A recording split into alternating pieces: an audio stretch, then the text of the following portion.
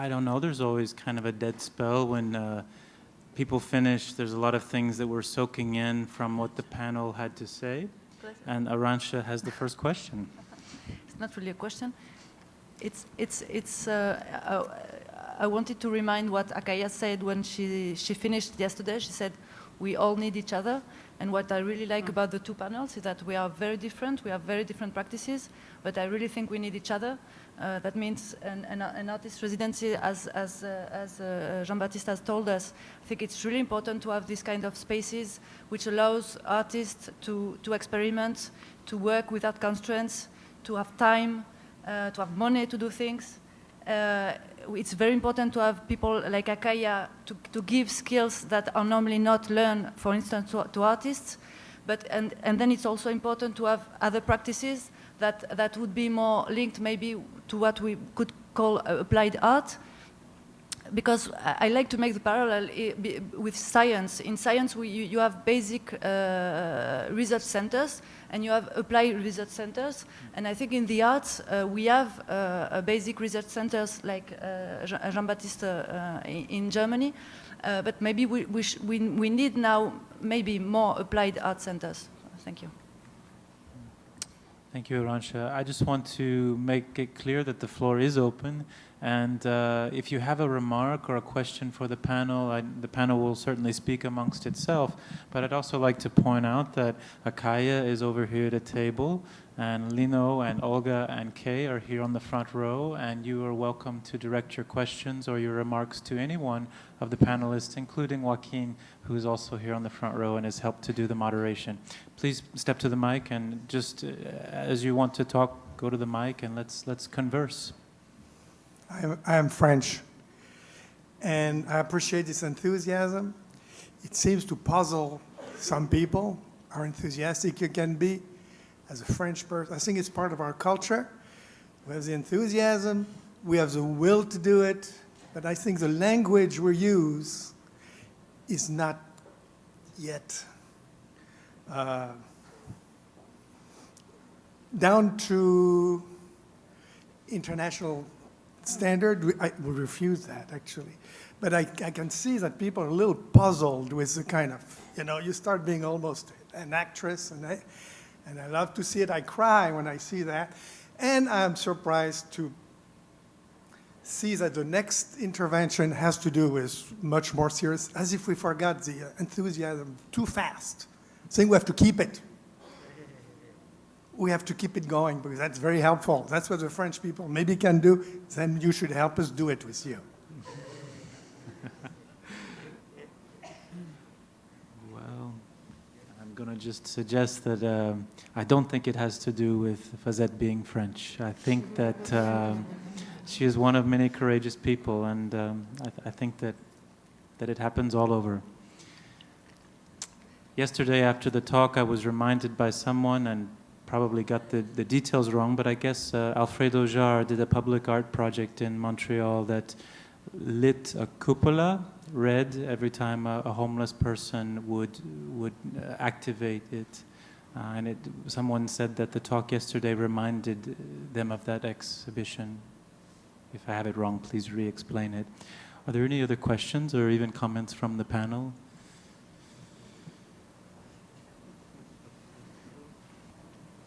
Please use the mic.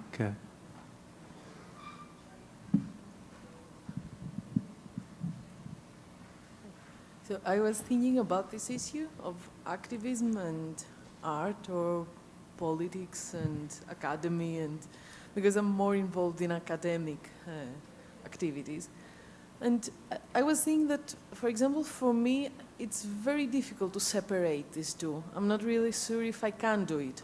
I can hide the one or the other, put it in a box, but I cannot really do it because for me they're so interrelated. And I don't believe, for example, that art or academy should be answering like immediate political questions like social realism or something like that. But I really think that if you are involved in a field and with political struggles and with activism, I think you get to ask the right questions in your work. I think you get to understand some things that, you know, can go deeper. But for me, it is still a question, like if I can separate it or if I should. It's not so, I'm not so sure for that. May I answer? Sure. So I didn't say either or. I said that there are common parts between activism and art. But there is a moment where being an activist involved in the field of political struggle is creating a project with a name, and that this aim is somehow excluding a poetic practice which is reaching another political level. That's why I said art is a detour for nothing, and the politics makes a project. So this is the way how things are. But indeed, you can really say that activism and artistic or aesthetic activities are close and partially covering the same field. I totally agree with you.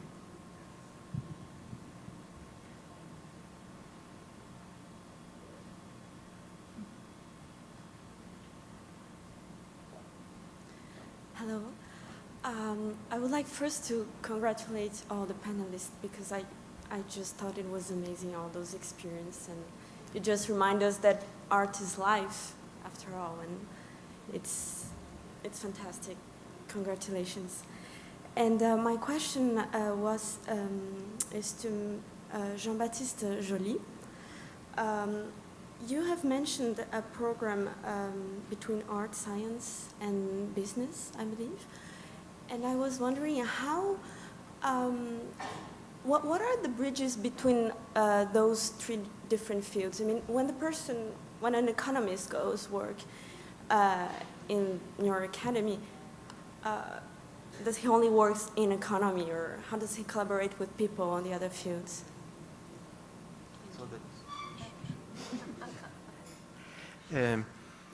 Yes, it's a long story. When we celebrated 10 years of Académie Schloss Solitude, we had focusing on artistic disciplines.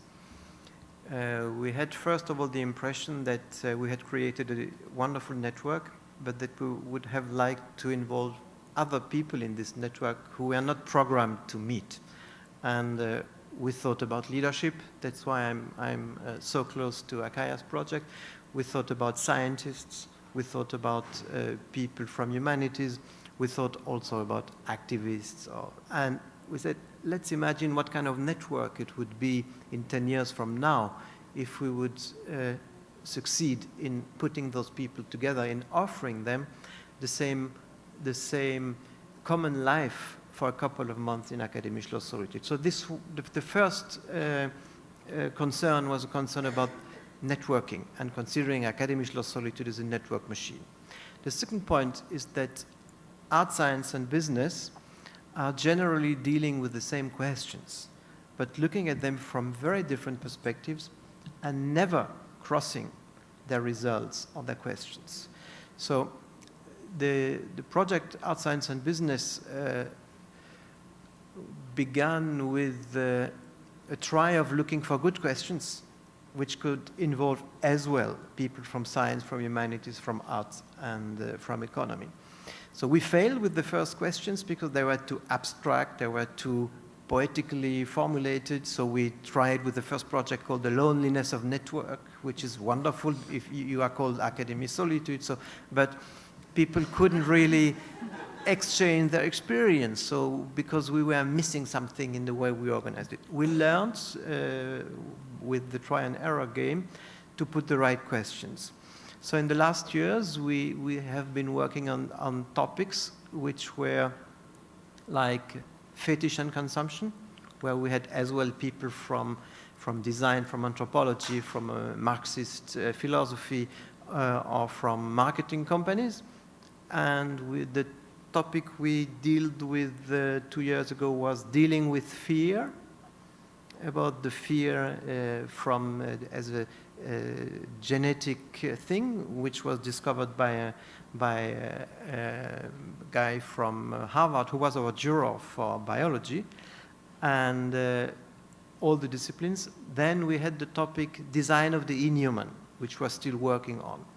And every time we have the same kind of organization, which is developing the topic with our jurors, offering for launching a new generation of fellows a first conference where everybody puts on the table what he knows about or she knows about the field, involving the jurors, guests from outside, new fellows who are joining the house, and from this developing some paths or possibilities of organizing internal workshops or presentations, and finally, after a period of 6 or 7 months, we begin to make the first public activities, where this can be as well another conference or a series of performances or an exhibition or a project which is overtaken by the fellows of the house, who are always subverting the original idea of the jurors. So when we had dealing with fear, the two persons who were thinking this project, the jury chairman and me, we were coming from this tradition of philosophy of suspicion, which is typical for a generation of people older than 50. And we had, as a response, 8 months after, a group of artists organizing a performance running for 52 hours around the idea of fear. And the title was Project Practice Protocols. And they said, fear is totally positive. It's the only thing with which we can change things in society. So for us, it's absolutely positive, and it's such a positive energy. And we were like this, coming from my old 68 background from Paris. And so like, oh, what are they doing? And just great. I learned a lot. Does it answer your question? Well, I'm just going to be the space filler until someone else wrestles the mic away from me. I also wanted to just say that I know another project that Fazette was involved with was the last social forum, one last social forum in Nairobi, where also an art space, the Go Down Center, hosted some very interesting discussions that were germane to the World Social Forum, which brings me to a point that I ask your patience for just a second. Brings me to a point that I'm thinking about as I moderate about, the word solitude, the idea, the question that you asked Jean-Baptiste about at some time separating art and activism. And I don't know where my quandary lands, but I want to share the example. Recently at a conference of activists, I went to explain what Free Dimensional does, my own organization. And what we do is we typically provide 2 weeks to 3 months of safe haven, which must be related to solitude, to a cultural worker who's in distress, who has been an activist with their creativity and gotten into political turmoil for it. When I explained this, a group of activists, they were from South Africa, they were from specifically the Treatment Action Campaign, which has been doing a lot of work on access to antiretrovirals in South Africa, said to me, they said, wow, what a great idea, but what do you do when you have a whole culture of activists who are totally exhausted, who might not be in the sort of trouble that they have someone chasing them, and certainly have incorporated art into their movement? What do you do when you have 20 women that need to just have a retreat and to rebuild their energy? Would you ever encourage or convince one of the art spaces that participates to host a 10-day retreat for 10 or 15 women? It put this amazing idea in my head that I want to throw back to the crowd and to Jean-Baptiste as I think about solitude. Please. We did it. All right, so it's already done. In I fear. 2002, Pardon? in 2000, we had the local group of ATTAC, who was installed in the house for many months, working directly with the people of this group. Yes. Right. Tell ATTAC. Remind us what ATTAC is. Oh, you know ATTAC in Canada, I think. No, it's an NGO which is working on a kind of anti-globalization activities and about another economy. And one of the most famous participants and advisors is the French philosopher Alain Badiou, who is very fashionable in the world of art at the moment. Thank you. I imagined you'd done something, but it's also sort of a challenge to the audience and those residency administrators that sometimes when you have free spaces in your residencies, there are some exhausted people out there working at that seamless intersection of art and humanity that Fazet mentioned. Please.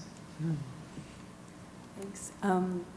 I just want to say it's really great to have such a diverse amount of projects that are at the panel, and I was interested, Arantxa, in your projects integrating artists with organizations that maybe have more of a traditional view of the artist and just really working on informing people with outside of the art world of the role of the artist. And I was wondering if you could elaborate on some of your projects, in particular the one that you mentioned really briefly about working with disabled people and arts integration.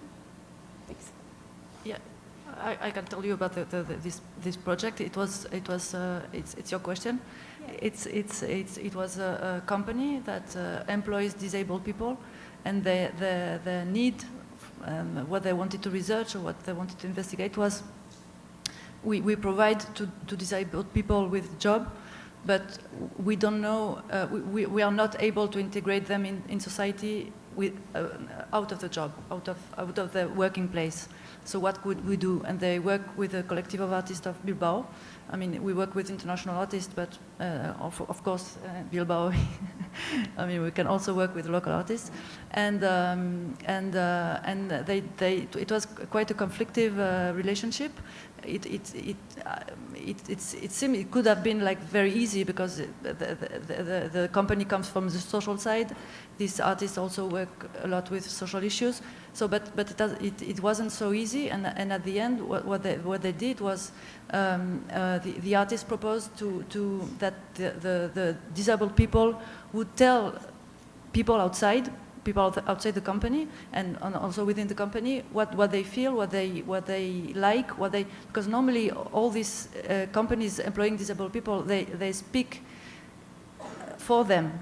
So they tell, here we have fantastic people that can work, that they are very, very motivated, they have a lot of skills, but they have work. So they created a blog and they did many workshops with these people in the company. And they created a blog where the disabled people would speak in the first voice, and it was a complete revolution in the company, really a revolution. The project had several national awards in Spain because it's the first time it was happening in this kind of company, and I think it was really a successful project.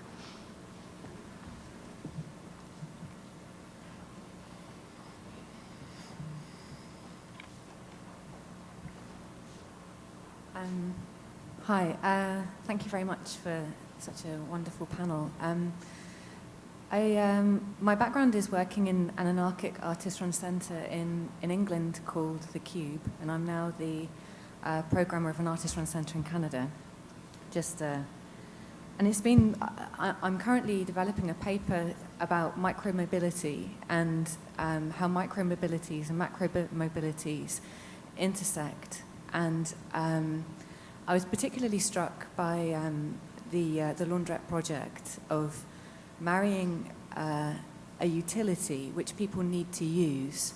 So you're immediately getting rid of an ivory tower, if you like. So people are coming there and accessing a service, as well as having the ability to access an intellectual service as well. And so I was just interested in some of the comments of that, and I think it's a great model. I mean, the Cube, the place in Bristol, we run for profit so that there's no censorship and all of that. But it's such a struggle trying to make enough money off the bar in order to pay for the prints and the artists and all of this kind of stuff. So having something which is really embedded in a community and that really diverse people use seems to knock down lots of walls and kind of creates this opportunity for residencies for people who live in a community on an everyday. Because working at this cube, it was almost like being in a residency for 7 years. I'd go there every day, and I'd be working on my own practice, and then we'd be getting other artists in who were refreshing and trigger those ideas. Maybe that's a tangent, I don't know. But I suppose I'm interested in you talking more about maybe the intersection of micro and macro mobilities. Thank you. I like that phrase. Yes, thank you. That's a very useful phrase that I had never heard, but I love. So thank you. And I think that in speaking of the movement from the micro to the macro, I think what you're talking about really is about a sort of access to resources. And as I mentioned before, the Laundromat Project is about sort of servicing communities of color that are sort of, as I mentioned, economically depressed. But the idea is that even within that sort of economic depression, there are resources, right? And then, so there is this, there are these laundromats set up to utilize those resources. There's money that people have to spend to go somewhere. But also the idea is that we're not trying to equate a kind of economic depression with the lack of intellectual ability, right? Mm-hmm. So that we can somehow use the laundromat as a site that can foster platforms for intellectual exchange. You are incredibly correct in saying that the idea is that we find these places where utility is necessary to site the residency, because one of the beautiful things is, of course, that they are technically unsited. But I think it was very careful for us to not go to this romantic notion of being a non-site. Mm-hmm. That it is not so much about the laundromats as a non-site, but the laundromats as a built-in infrastructure within the community. And that was the kind of brilliance, I think, of the concept, which is why I came on the board. It's because it was about a sort of pre-existing infrastructure where we could sort of invert the possibilities of what happened there by thinking about what people do with their time, not so much what people do with their domestic chores and their money, but what they do with their time and how we can convert that into an intellectual possibility.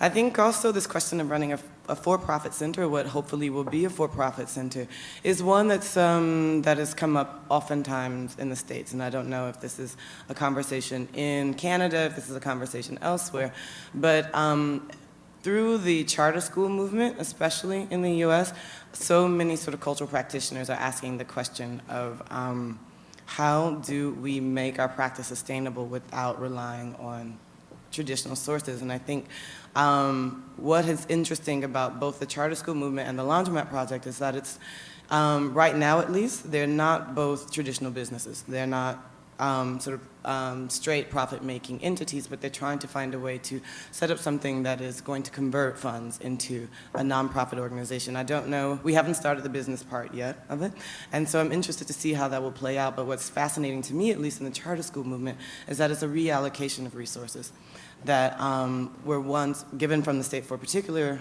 kind of use that goes somewhere else. I'm kind of, I think, on the fence about how I feel about that, but I think everyone's trying to rethink sort of fundraising strategies when the money is really drying up. While I have the mic, and I know there's a question coming, sorry, I thought I might also put in my 2 cents about this question of sort of art and activism, because in many ways, I think, Todd, what you've curated are 2 panels that are trying to broach that issue. And I think many of us are very much committed to kind of both. My training is an art historian, and so in many ways I am very much committed to the sort of academic question of aesthetics. You know, how do we sort of bring these issues and questions, the intellectual questions forward of what aesthetics do in the world, what they can make, especially vis-a-vis other disciplines, as you mentioned, Jean-Baptiste, but also kind of events in the world. And like you, I don't know sort of on what side of the fence I fall, but I do think that there's something very interesting that Joseph Beuys opened up with this question of social sculpture. And in many ways, it was the very end moment of a long avant-garde history of where art can be located. And I think that sort of many of us who've studied art history or sort of follow this sort of strain of thought have come to the conclusion that, you know, art should move into life. Art should move into the world. And as such, it shouldn't seem so incompatible that then art can become a kind of platform for political practice. But I also think, on the other hand, there is something important in what Jean-Baptiste said, which is, you know, art being a detour to nowhere. Though it may go toward a sort of political moment, though it may provide a platform for political practice, I think that what we ask of art and aesthetics is important. And I do think it is important that we ask nothing of art. that it can produce something, but we don't require that of it. And so as such, it is, I think, an important vehicle for sort of political thought and action. But we should never sort of rate it or rank it by the results of the political action.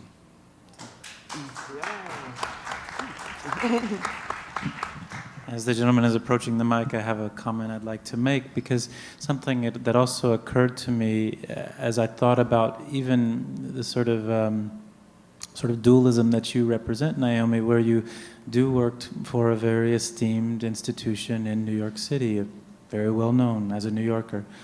At the same time, you are on the board of a community-based project that is looking at alternative economic structures. And it just reminds me, and I think this is probably the raison d'etre, if I remember back, of why I wanted to put this panel into this conference, is that I think that we as culture workers will be the bridge builders between these social issues and these aesthetic practices, and that I benefit because I see some folks who courageously do that, and just wanted to get a chance to sort of get them together. And I know there are a lot more that I haven't gotten to see. And that is all appreciated indeed, and I thank all the panelists for their wonderful efforts. I want to touch upon a couple of quick things, remembering as best as I can all the comments that the panelists made. First and foremost, I want to give a shout out to Manhattan, born and bred in the Bronx, with my original house where I was born burnt down when the Bronx was burning, and my younger son, who is an artist living in Bed-Stuy. So shout out to Bed-Stuy. Being a child of the 50s and 60s, questioned authority, absolutely, and still do, and I hope everybody still questions authority. Without passion, the world would be great. Passion is the core of everything we do as practicing artists. Without it, the world would be a miserable place. Art in medicine, it's something that I have been working with quite some time in placing art in medical environments. But what I really want to talk about is the dollar, where we all get our money. And I think all of us have had a question in our head about where did that come from. I've had some great success with altering that singularity of we all seem to seek money from one place, and that's either government or private individuals. Corporations, of course, aid and abet that. But one of the mottos at the Art Students League is that if you want to become a doctor, learn to draw. If you want to become a plumber, learn to sculpt. If you want to be a mathematician, learn about design. So the cross-referencing of technology, science, medicine, and fine art is something we've been doing for quite some time. We started a program in our residency 6 years ago called the Art and Program. As I just mentioned, art and technology, art and science, art and medicine. One of our projects coming up just in 2 months is art in medicine, where we're taking as an example, and then I'll get to the money part, which is the most important thing, art in medicine, where we're taking plastic surgeons. And the example is this, that as a proponent to establishing that. A hypothetical of a Mexican woman is coming to New York City. She's in an accident in Park Avenue. She's rushed to Lenox Hill Hospital, which is a very famous hospital in New York City. Here's this Connecticut doctor with a 6-figure salary, sees this individual. It's not a life-threatening situation, but he ends up putting a waspy Connecticut nose on this beautiful Mexican girl. So the art and medicine characteristic here is that on a third-year medical student is coming to our campuses to learn about the history of Mexican culture through the study of fine art through its historical references.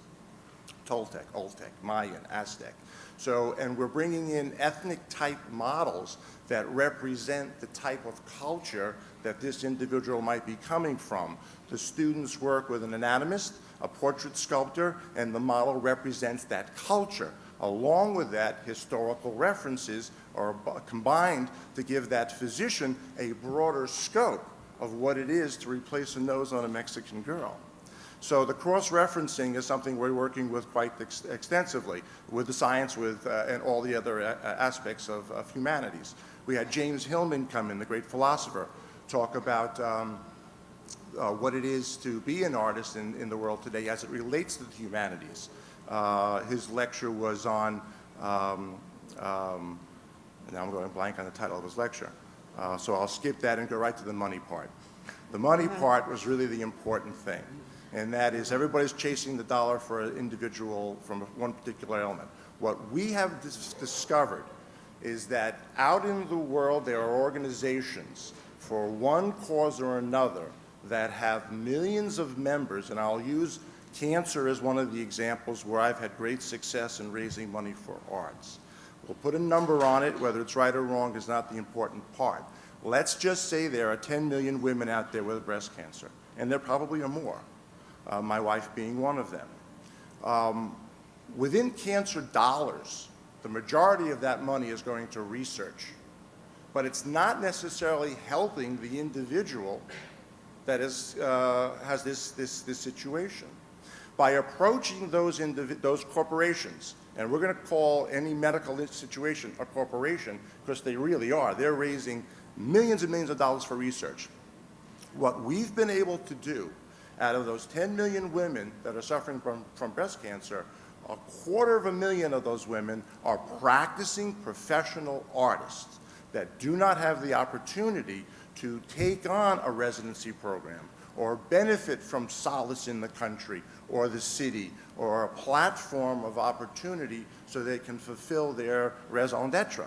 So we've been able to tap outside the normal realm of fundraising and going to organizations that within the constituency of those organizations, there's plenty of money and there are plenty of people that suffer from X, Y, and Z ailment. We've raised $1.3 million in just a year and a half from cancer affiliations to aid and abet individuals that are suffering from these ailments. They then come to us. We provide them an opportunity to express themselves with the same dollar that would normally be going to research. Aiding and abetting the people with conflicts, with situations, with scenarios that are not necessarily fundable. So going outside the realm of the traditional role of finding money from arts organizations that fund and think outside that box, or what I like to put the phrase is that don't leave the box. We haven't investigated the corners yet. Everybody's so quick to get out of the box. We don't even know what the box contains still. We know more about outer space than we do our own oceans. So by staying within that box or thinking outside the box, but think in terms of outside the typical realm of fundraising to organizations that raise lots of money for other purposes, thus providing a cross-referencing of not only the technology and the science and industry, but where the money is going and where it's coming from. So I would encourage my colleagues from all over the world to start to think in reference to not just rely on government and not just relying on individuals that fund arts programs, but the broader scope of where the real money is. Now, a lot of you know that the states have been completely, the NEA and monies from government is gone. And a lot of our motivation is individuals. And we have had great success by reaching outside those typical realms of fundraising. So I encourage all of you to do the same. Thank you. Thank you. Thank you. Let's see. Sounds like we are in a second of talk about economics. I see a question. Please do come to the mic. I was just going to make a really fun point that I learned yesterday after the panel that Montreal has its own art hostel, which is a business that, and maybe you work for, because I see you sitting beside the informant, that has its own business model. So maybe you could tell us more about a for-profit that has a residency within it. Well, thank you. You just introduced me. I wasn't expecting to be introduced, but yeah, exactly. A concept that I've come up with recently, just from the last few days, is really we're getting to the point of needing grassroots businesses, and I suppose it's somewhere where the arts can meet with social justice programs. The business that I'm work with and have developed over the last 15 years in Montreal is basically a young person's backpackers, if you like, hostel, set in a really beautiful building here that I've been able, it was a building that had been abandoned in an area that was completely abandoned, and when we started the project it was, you know, we found furniture off the streets and we did a lot of artwork and made the place an interesting place to stay like that. Over the years, and having fostered lots of people from all over the world, typically university students who will come and sit around our tables and philosophise until the small hours of the morning, it's something that I've found really beneficial Lots of good projects have come out of that. Lots of fascinating people have gone on to create other projects, and that's been something that has delighted me. Now, in more recent years, I've been being an arts practitioner myself, although having very little time to do it, I've encouraged the arts a lot more within my business. I have more recently, with the help of Florence, set up a not-for-profit organisation that runs in parallel with a business, which gives me lots of strange looks from lots of people as we've been trying to push that through. But we think that that's a really good model to follow. Yes, we've got a business, so it's quite similar to the laundrette. I've got a business there that I can use to make the money to then be able to offer residencies, offer the opportunities to exhibit to some of our travelling artists. And that's something, it's an interesting place where a lot of these concepts are able to come together, including the sheer-minded determination of having an idea and making it work and seeing it when nobody else could, which is quite something when you're a widow with a couple of kids, you know. But that's been something that I've been able to do over the last few years that for me is very empowering because we don't have to beg for funds. It gives us that independence to really be able to pursue the vision of the people who come to us to exhibit. So it's an interesting model out there, and it'd be great if lots of people copied it. Thank you. Thank you. Everybody take a good look at her and ask her questions afterwards.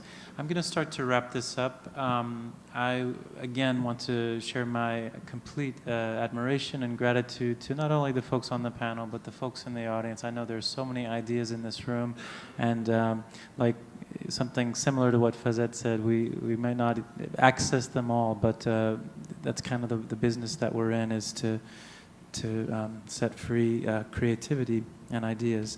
What I'd like to do in the next 10 minutes or so is to give an opportunity for the panelists, not just today, but from yesterday also, if they'd like to say a closing remark, and also then end very last with Joaquin if he has something he would like to say. So let me start by asking if Akaya or Lino or Kay or Olga have anything they'd like to say in closing. No obligation, just a privilege if you take it.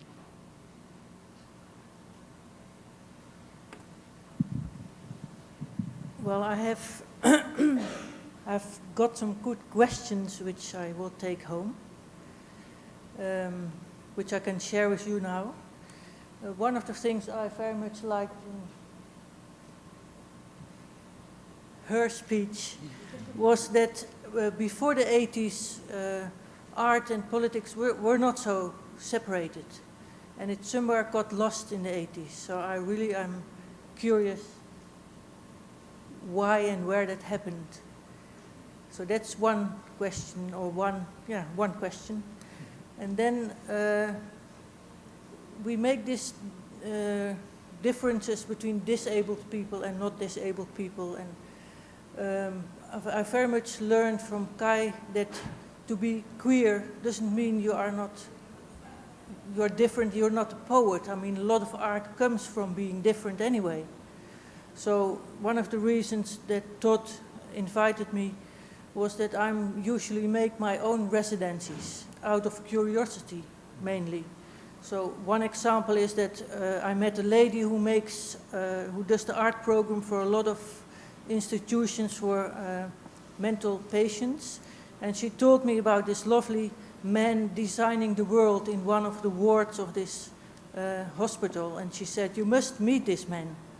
And so that's what happened. I went there and I met this man, and he was sitting at the table and surrounded with all plans of how the world should be organized. And I found that so inspiring that on that place and moment we decided I was going to be an artist in residence, although there was no program at all. So I have had this experience more often, that I go somewhere out of curiosity, and then it turns out to be an artist in residency, and then after me it is a program. So that way you can also act like an artist in residence. And then the last is still a big question for me. The last thing is that when I work in Holland in art in communities, then a lot of my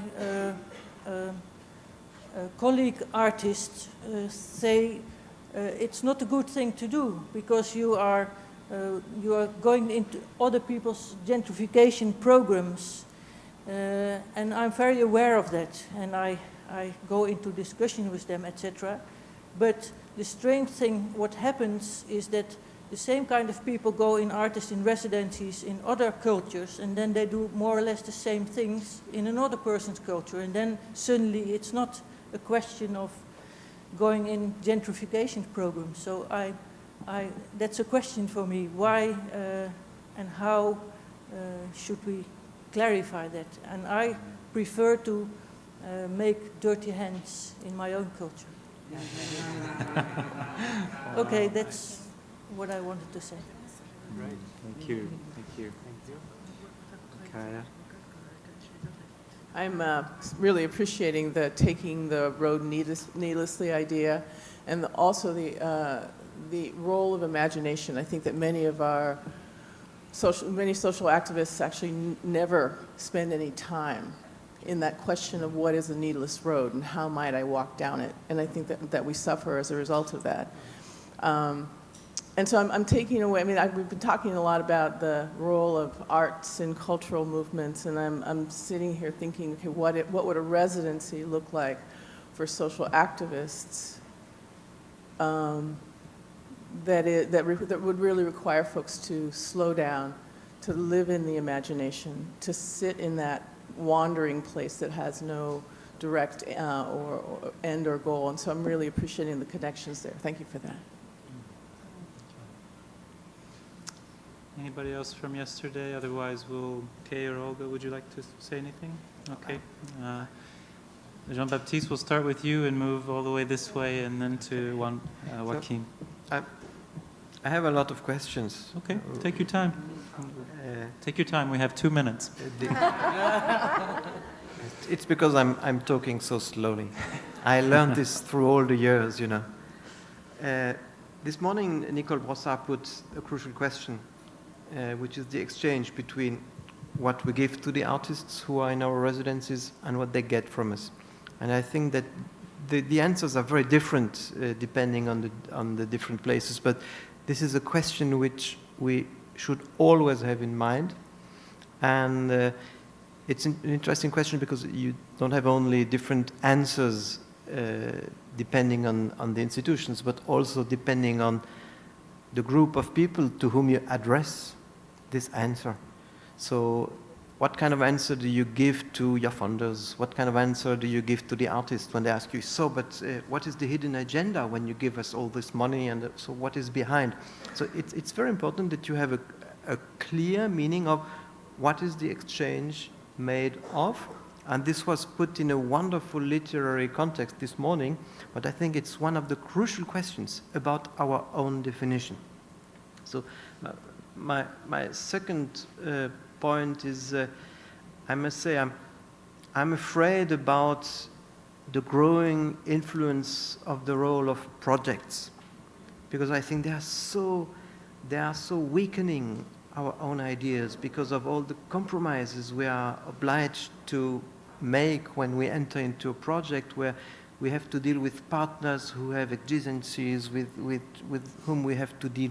This is wonderful and this is necessary, but this is also a great danger for the long-term presence of art in society. Someday, art will be only made of projects, and it will be depending on some people say, yes, no. And it means we won't have any power on the decision of projects because of opening them to partners who decide for us. So I'm afraid also about the disappearance of differences. I'm afraid about the difference between art and science. I'm afraid about the difference between an activist and an artist. I'm afraid about the difference between an activist, an artist, and somebody who's running an institution. These are different jobs. And I think art needs a non-art which understands it. Science needs a non-science which understands it, as philosophy needs a non-philosophy which understands it. This is not by me, it is quoted by Gilles Deleuze, by the way, in Qu'est-ce que la philosophie? So, but I'm afraid about this. And the last point, which for me is the disease of artists today. in the past, being an artist was made of a chain of decisions, so that you take a decision because you have a responsibility for what you do. And what I see now is that options are replacing decisions. It means you keep the option open for doing so or doing so. And instead of making decisions clearly, which are coming from your own necessity, you're waiting for what is happening around to take an option. And I'm afraid about optionists in art, I must say. Okay, thank you.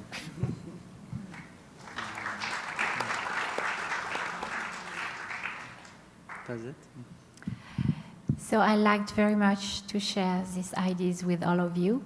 And I just want to say that I hope that we will dream, but really be professional dreamers, and that we have always the feeling that our potential is really illimited, much more than we think. And if I want to quote as well Gilles Deleuze, this French philosopher, he was saying, thinking in a global way would be about creating new possibility for life, and it's what is worth. And I had a kind of dream this summer. I wake up and I had the idea that the piece of art which is worthwhile is our planet in a way. It's a global, planet where there is quality of relationship with nature, quality of relationship with people, the fact we do what we love, we put the energy, what is value for us. And everybody in this piece of art, has something to do, and we can just do it together. It's not one thing or another, it's one thing and another. Even though we are not sometimes, we don't agree on things, it doesn't matter. Just be ourselves and try to be together. And this, for me, is this vision, the quality back on this planet. And, in France, our devise is freedom, equality, and fraternité, which is brotherhood. And for me, brotherhood should be, something we reconsider as a base for politics. And I think, it's something which could inspire us very much. So thank you very much, all of you. As an idea, not as a concept. Yes.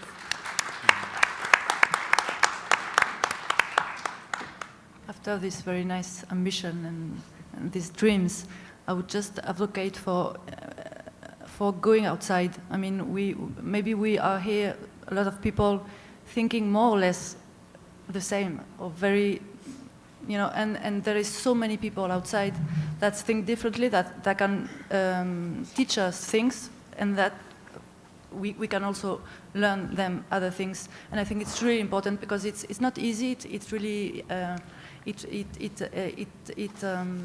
obliges to do a lot of efforts. It's going out of our networks, connecting with people that maybe we're not attracted to at the first instance, but then it's so important to be there. Thank you.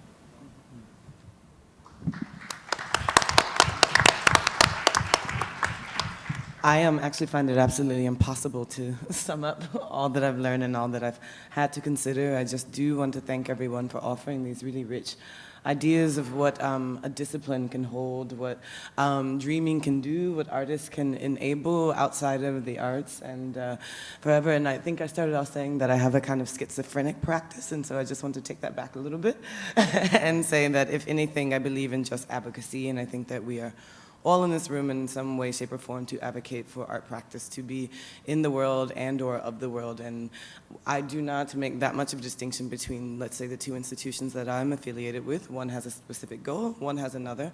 But it is all about, at the end of the day, sort of enabling artists to do what they'd like to do. And so I think just being sort of particular and very careful and very persistent about how we allow that to happen is the most important thing. Okay.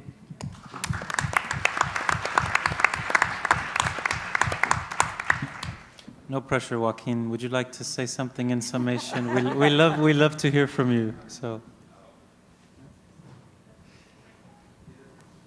I don't want to be the guy saying the last words in the. I'll make a joke right after you. But if I have to, I want to say thank you very much, Todd, for putting together all these amazing and fantastic different experiences. I learned a lot, and I think you all put very interesting topics on the table yesterday and today, some cross-bidding between you. and the idea of the imagination, I want to go back because for me it's a key point, not only an abstract imagination, but social imagination, economic imagination, it's very important. So I, in a bit, disagree with the idea of, I'm not afraid at all of artists who are activists and activists. I really believe in flexible personality, and I think it's a tool we have to deal with that. So if you're running an institution and then you want to fight in the first border, I'm okay with that. I don't have problems with that. Maybe I ask to be aware of an important thing, considering the economic imagination you ask for. What means creativity and how we use our time? Naomi put really the finger on the problem. How we manage our time and how we say that our time is for creativity, for working, for giving it to the others, for giving it to us. For me, that's the main point. Because today, in the corporative, in the business world, in the money business, in pejorative terms, the demand is for using creativity. So capitalism has a problem. The marketing guy is not going to fix that. So they say, what we can do? Oh, ask the creative, ask the artist to fix it. So invite it to help us to fix the machine. And that's absolutely reality. You have a department in all the corporations, people thinking how to invite an artist, a performer, or whatever you want, for improving efficiency and productivity. And I have no problem with efficiency in a corporate system. But what about social relationships? With contracts, how people is working in the institution, social movement, and so on. So creativity is an asset in economic terms. And it's not our creativity. We deal in an intersubjective relations with the other through creative processes. So be careful of being creative, because creativity is working for many different stuff.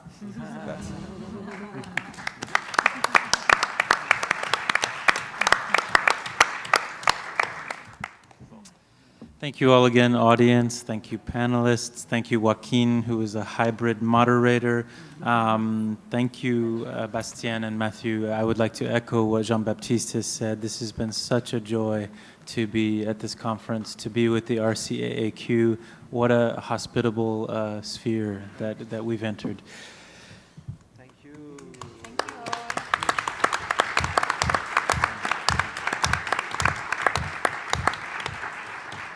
And someone has to say thank you to Todd for what he did. You're welcome.